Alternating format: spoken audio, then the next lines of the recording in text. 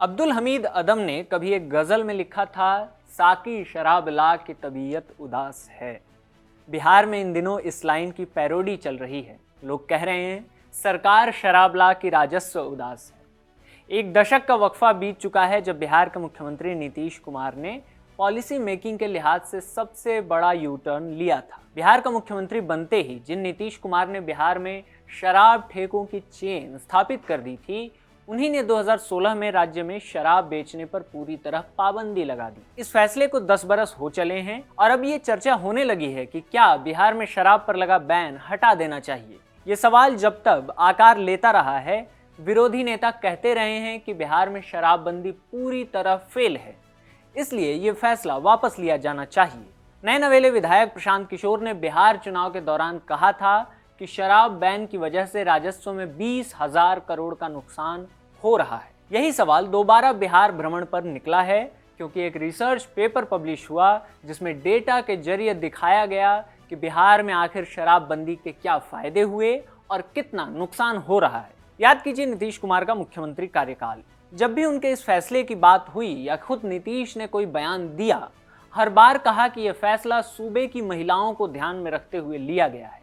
घरेलू हिंसा और अपराध पर काबू पाने के लिए शराबबंदी की गई है। तो क्या 2016 से लेकर अब तक राज्य में महिलाओं के खिलाफ होने वाले अपराध में कोई कमी आई है? इस सवाल का जवाब उसी रिसर्च पेपर में है जिसमें सुझाव दिया गया है कि सरकार को अपने फैसले पर दोबारा सोचना चाहिए और बैन हटा देना चाहिए। नमस्ते, मेरा नाम आकाश है, आप खबरगांव देख रहे हैं। इस वीडियो में बात करेंगे उसी रिसर्च पेपर की जिसमें डेटा के आधार पर शराब बैन हटाने की सिफारिश की गई है। इस सुझाव के पीछे क्या तर्क हैं और कैसे बीजेपी के नेतृत्व वाली एनडीए सरकार के भीतर इसे लेकर चर्चा शुरू हो गई है। लेकिन क्यों सबसे बड़ा संकट है मुख्यमंत्री सम्राट चौधरी के सामने? 10 साल पीछे चलिए। साल 2016 बिहार के मुख्यमंत्री नीतीश कुमार थे। 5 अप्रैल के दिन सीएम ने कैबिनेट की एक बैठक बुलाई। 1.5 घंटे तक बैठक चली। इसके बाद मुख्यमंत्री ने कहा कि वो खुद प्रेस कॉन्फ्रेंस करेंगे और कैबिनेट बैठक में लिए गए फैसलों की जानकारी देंगे। प्रेस कॉन्फ्रेंस में पहुंचे पत्रकारों को अंदेशा होने लगा था कि कोई बड़ा फैसला होने वाला है। पत्रकारों को यह भी खबर थी कि फैसला शराब को लेकर हो सकता है। इस थ्योरी को सपोर्ट कर रही थी 2 गतिविधियां। पहली तो यह कि 1 अप्रैल से ही राज्य के ग्रामीण इलाकों में शराब की दुकानें पुलिस ने बंद करा दी थी। सिर्फ शहरी इलाकों में कुछ कुछ शराब के ठेके खुले हुए थे। दूसरी थी उत्पाद विभाग में मची खलबली।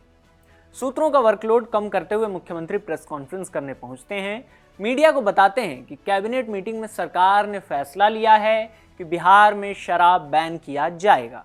पूर्ण शराबबंदी, खरीदना, बेचना और पीना सब बंद। सरकार ने तर्क दिया कि महिलाओं के खिलाफ होने वाले अपराध की एक बड़ी वजह है शराब, खासकर घरेलू हिंसा के पीछे। पुरुष शराब पीकर घर जाते हैं और महिलाओं के साथ मारपीट, जोर जबरदस्ती करते हैं। इस फैसले का विश्लेषण सिर्फ 2 मोर्चे पर हुआ। एक तरफ कहा गया कि इस फैसले से राजस्व को नुकसान होगा, शराब की बिक्री से जो टैक्स सरकार को मिलता है वो खत्म हो जाएगा।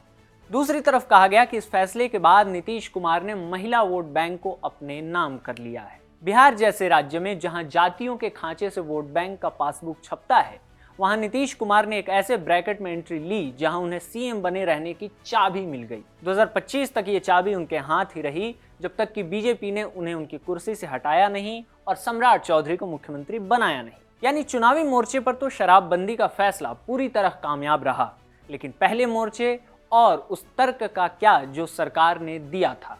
इन 2 सवालों का जवाब अब एक रिसर्च पेपर से मिला है। एक स्वतंत्र रिसर्च थिंक टैंक है जो इकोनॉमिक पॉलिसी पर काम करता है। नाम है national council of applied economic research, NCAER। इसी NCAER ने micro perspective of Bihar development achievement, unfinished agenda and the way forward के नाम से एक रिसर्च पेपर पब्लिश की है। इसे रत्ना सहाय के नेतृत्व में तैयार किया गया है। रत्ना सहाय NCAER में मानद प्रोफेसर हैं। वह इंटरनेशनल मॉनेटरी फंड IMF में मैनेजिंग डायरेक्टर की स्पेशल एडवाइजर भी रह चुकी हैं। रिसर्च पेपर में कहा गया है, अप्रैल 2016 में प्रतिबंध लगाने के पीछे यह सोच थी कि शराब घरेलू हिंसा का एक बड़ा कारण है। महिला समूहों और कार्यकर्ताओं ने इस प्रतिबंध का जोरदार समर्थन किया और तर्क दिया कि इससे शराब से जुड़ी हिंसा में कमी आएगी। अब हमारे पास यह पता लगाने के लिए पर्याप्त डेटा और जानकारी है कि क्या यह प्रतिबंध असरदार रहा। तो क्या है डेटा और जानकारी। NCIR की रिपोर्ट के मुताबिक शराबबंदी के बाद महिलाओं के खिलाफ अपराध कम नहीं हुआ बल्कि बढ़ गया। रिपोर्ट का आकलन है कि 2016 के बाद से ही महिलाओं के खिलाफ होने वाले क्राइम की घटनाएं ज्यादा रिपोर्ट की गई हैं। नेशनल क्राइम रिकॉर्ड्स ब्यूरो यानी NCRB की रिपोर्ट के मुताबिक 2016 में बिहार में महिलाओं के खिलाफ अपराध की 12,100 घटनाएं रिपोर्ट हुई, जो 2024 आते आते दोगुनी से ज्यादा हो गई। आंकड़े बताते हैं कि 2024 में महिलाओं के खिलाफ अपराध के 27,200 मामले दर्ज किए गए। सरकार इस तर्क के साथ आ सकती है कि पहले मामले रिपोर्ट ही नहीं होते थे, अब पुलिस के पास रिपोर्ट हो रहा है इसलिए आंकड़े बढ़े हैं। लेकिन इस स्थिति में भी कोई डिप नहीं दिखता जिसका वादा सरकार ने किया था और कहा था कि शराबबंदी से इस पर रोक लगेगी या कमी आएगी। महिलाओं के खिलाफ क्राइम कंट्रोल हुआ नहीं, लेकिन इससे इतर एक नया आपराधिक साम्राज्य बिहार में खड़ा हुआ, शराब माफिया। ये माफिया बिहार में पहले भी था, लेकिन जब शराब बैन नहीं था तब एक अनुपात हुआ करता था, कुछ हिस्सा लीगल और कुछ इलीगल। शराब बैन के बाद पूरा लीगल धंधा खत्म हो गया, अब जो है सब अवैध ही है। तस्करों का नेटवर्क है जो बिहार की नशों में अवैध शराब की सप्लाई करता है। इंडिया टुडे हिंदी की रिपोर्ट से पता चलता है कि इन तस्करों के खिलाफ कार्रवाई करने वाली पुलिस भी इनसे बच नहीं पाती। 2025 के अप्रैल और मई महीनों में तस्करों ने छापेमारी करने पहुंची पुलिस पर कई बार हमले किए। 23 मई को गोपालगंज में छापेमारी के दौरान पुलिस पर हमला हुआ। भागलपुर से ऐसी ही घटना सामने आई थी 19 मई को। 10 मई को छपरा में पुलिस टीम पर हमला हुआ, 2 पुलिसकर्मी घायल हो गए थे। कटिहार में 26 अप्रैल को भी अटैक हुआ पुलिस पर। पुलिस ने खुद को बचाने के लिए कई राउंड फायरिंग तक की। 12 अप्रैल को बक्सर में यूपी से शराब की तस्करी हो रही थी। पुलिस ने रोकने की कोशिश की तो तस्करों ने पुलिस पर ही गोली चला दी। सिवान और पटना में भी इस तरह की घटनाएं रिपोर्ट हुई हैं। और ध्यान रखिए कि ये तस्कर अपने नेक्सस की निचली कड़ी हैं जो सप्लाई करते हैं। सप्लाई करवाने वाले ऊपर बैठे हैं जहां तक पुलिस अभी पहुंच नहीं सकी। विपक्ष के नेता आरोप लगाते हैं कि राज्य में शराबबंदी का फैसला अब सिर्फ कागजों पर है, जहां चाहे वहां शराब की खरीद फरोख्त हो रही है। खबर गांव की टीम बिहार चुनाव के वक्त ग्राउंड पर थी। जेरी के साथ मैं भी महीने भर अलग अलग जिलों से रिपोर्ट कर रहा था। शायद ही कोई जिला हो जहां कैमरे पर आकर लोगों ने ना कहा हो कि शराब खुलेआम बिक रहा है। शराब पीकर ही कई लोग कैमरे पर बात भी कर रहे थे, कह रहे थे कि हाँ शराब पी रखी है। खतरनाक यह है कि अब ज्यादातर कच्ची और जहरीली शराब बिक रही है, जिसका अंजाम यह होता है कि लोग अपनी जान गंवाते हैं। दिसंबर 2022 में छपरा जिले के मशरक से खबर आई थी कि जहरीली शराब पीने से 66 लोगों की मौत हो गई। इंडिया टुडे हिंदी के लिए अपनी रिपोर्ट में पुष्यमित्र लिखते हैं कि इस घटना में गैर सरकारी अनुमान मरने वालों की संख्या 100 से ज्यादा बताते हैं। 15-16 अक्टूबर को फिर उसी इलाके में जहरीली शराब ने कईयों की जान ले ली थी। सिवान और सारण में 37 लोगों की जान चली गई थी।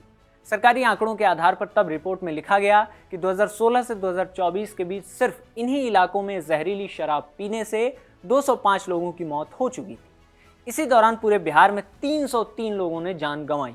हालांकि ये आंकड़े सरकारी हैं। क्राइम के मोर्चे पर शराबबंदी का बिहार को क्या फायदा हुआ, ये बिहार सरकार को आंकड़ों के साथ बताना चाहिए, क्योंकि खबरें तो अलग ही तस्वीर पेश कर रही हैं, जिसमें शराब भी बिक रही है, लोग पी भी रहे हैं, पीकर मर भी रहे हैं। पीकर जब 2022 में लोग मरे थे तब बिहार के तत्कालीन मुख्यमंत्री नीतीश कुमार ने विधानसभा में कह दिया था कि जो पिएगा वो मरेगा ही, इसलिए लोगों को खुद ही सचेत रहना होगा। लोगों को सचेत तो रहना ही चाहिए, लेकिन तब मुख्यमंत्री ने ये नहीं बताया कि जब बैन है तो शराब मिल कैसे रहा है बिहार में। अभी भी स्थिति बदली नहीं है, तो अब सीएम सम्राट चौधरी को इस सवाल का जवाब देना चाहिए। क्राइम के मोर्चे से आ जाते हैं इकोनॉमिक फ्रंट पर। बिहार के मुख्यमंत्री सम्राट चौधरी का बयान है, बिहार में 70,000 करोड़ रुपए के रेवेन्यू का शराबबंदी की वजह से नुकसान हुआ। उत्तर प्रदेश में एक्साइज से 70,000 करोड़ रुपए की राशि आती है। दिल्ली में 40,000 करोड़ रुपए की राशि आती है। बंगाल में लगभग 50,000 करोड़, झारखंड में लगभग 25,000 करोड़। यानी सरकार खुद मान रही है कि एक्साइज डिपार्टमेंट में पैसा नहीं आ रहा और राजस्व को घाटा हो रहा है। NCIR की रिपोर्ट में कहा गया है कि शराब पर रोक के आर्थिक नतीजे काफी अहम थे। रोक से पहले शराब पर लगने वाली एक्साइज ड्यूटी राज्य की आमदनी का एक अहम जरिया थी। बैन से पहले के 3 सालों में यह राजस्व का 14% था। इसके अलावा निगरानी और तस्करी रोधी अभियानों पर होने वाले खर्च में भी बढ़ोतरी हुई, जिससे राजकोषीय घाटा और बढ़ गया। यानी बिहार की आमदनी में सीधे तौर पर 14% का नुकसान हो गया। बिहार हर साल करीब 65,000 करोड़ रुपए का रेवेन्यू जेनरेट करता है। अगर शराब बैन हटा दिया तो इसमें सीधे तौर पर 14% की बढ़ोतरी हो सकती है, जिसके बाद यही रेवेन्यू 75,000 करोड़ रुपए तक पहुंच सकता है। ये अनुमान है। ये आप लोगों का विषय है। प्रशांत किशोर और जंग पिछले 3 साल से हम लोग पहले व्यक्ति हैं जो कह रहे हैं कि फर्जी शराबबंदी कानून बिहार में ये हटना चाहिए। ये सिर्फ वोट के लिए और शराब माफिया और भ्रष्ट तंत्र जो है पैसे के लिए इसको रखे हुए हैं। इससे कोई ना राज्य का फायदा है ना राज्य के लोगों का फायदा है। ये पूरी तरीके से शराब माफिया और भ्रष्ट अफसरों का एक तंत्र बनाया हुआ है जिससे बिहार के लोगों का नुकसान हो रहा है। प्रशांत किशोर बिहार चुनाव के दौरान भी कह रहे थे कि शराबबंदी फेल है। ऐसा ही स्टैंड तेजस्वी यादव का भी था चुनाव के दौरान। हालांकि तेजस्वी ने कभी ये नहीं कहा कि अगर राजद की सरकार बनती है तो शराबबंदी हटा दी जाएगी, बल्कि वो कहते थे कि शराबबंदी फेल है। अगर उनकी सरकार बनी तो इस पर लोगों के साथ विचार विमर्श करके निर्णय होगा। हालांकि उनकी सरकार बनी ही नहीं। खैर, अब NCAER का रिसर्च पेपर आने के बाद शराबबंदी हटाने की चर्चाएं फिर तेज हो गई। आरजेडी के राष्ट्रीय प्रवक्ता सुबोध कुमार मेहता ने इंडियन एक्सप्रेस से बातचीत में कहा है कि सभी राजनीतिक दलों ने राज्य में शराबबंदी को एक मत से लागू किया था। हम अभी भी शराबबंदी के पक्ष में हैं। यह स्टडी सरकार की पूरी विफलता को दिखाती है। यह सिर्फ सालाना रेवेन्यू के नुकसान की बात नहीं है, बल्कि शराब की एक समानांतर ब्लैक इकोनॉमी बनने की भी बात है। ऐसी रिपोर्ट से संकेत मिलता है कि राज्य सरकार समय के साथ शराबबंदी से आंशिक या पूरी तरह से बाहर निकलने का रास्ता खोजने की कोशिश कर सकती है। शराबबंदी करने वाली JDU के सीतामढ़ी से सांसद देवेश चंद्र ठाकुर कह रहे हैं कि शराबबंदी कहीं भी कामयाब नहीं रही है, इसलिए इसकी समीक्षा होनी चाहिए। हालांकि NDA के ही हिस्सा और केंद्रीय मंत्री चिराग पासवान ने साफ कहा है कि यह सच है कि हमें राजस्व बढ़ाने के तरीके खोजने होंगे, लेकिन इसका मतलब यह नहीं है कि हमें शराबबंदी हटा देनी चाहिए। सवाल है कि फिलहाल बिहार सरकार की ड्राइविंग सीट पर बैठी बीजेपी इसे लेकर क्या सोच रही है। CM सम्राट चौधरी तो सार्वजनिक मंच से कह चुके हैं कि राज्य को पैसे का नुकसान हो रहा है, लेकिन शराबबंदी पर पुनर्विचार करने का सवाल उठता ही नहीं है।